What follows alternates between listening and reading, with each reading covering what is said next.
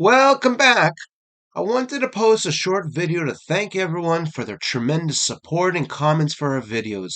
All the participation is very much appreciated. With that said, I wanted to mention a few comments in particular because they do bring up a number of great points. If it's difficult to detect our bias or opinion about the markets, this is no accident. Our primary goal was to discuss economic data and market trends without bias. All too often, it is easy to inject our bias, political leanings, and past experiences into the charts.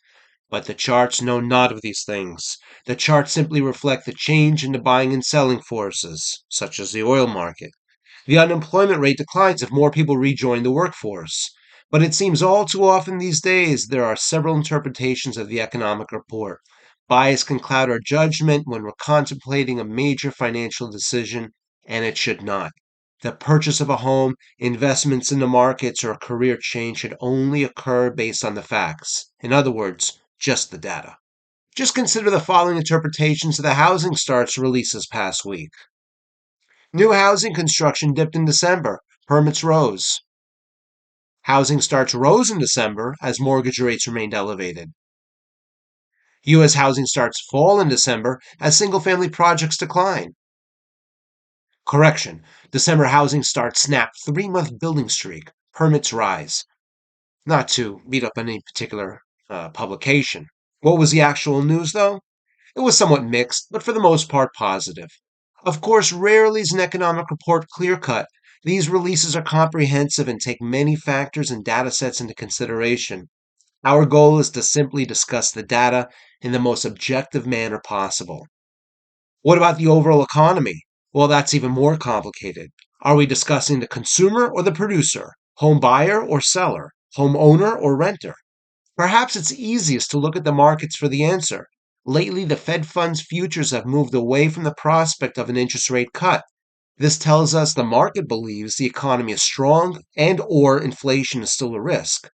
Just this week, consider the fragmented story told by the economic calendar.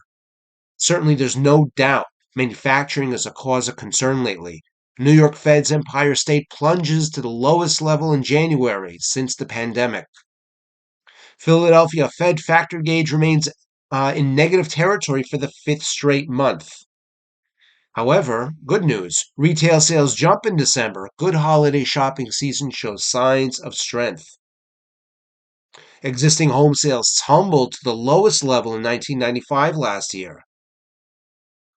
And we've discussed a wide range of interpretations regarding the housing starts. And of course, we had the Federal Reserve officials with their own interpretation of the data. While I certainly try to avoid any bias or personal opinion, I think an editorial voice may be helpful. For that reason, when speaking about existing home sales, it can be helpful to also discuss a complementary data set, such as new home sales or building permits, in order to formulate a more comprehensive view of that particular industry. We're striving to report the news objectively, but also to connect the dots and present some advanced concepts, such as market cycles and the inverted bond market phenomenon. If you have not already, please visit our new Substack newsletter. We have a ton of very exciting ideas and projects that we hope to present in the time to come. Until then, we sincerely thank every one of you for your comments and for giving us a few minutes of your time each day to discuss the truly fascinating world of economics and financial markets in the most objective and unbiased way possible, discussing simply just the data.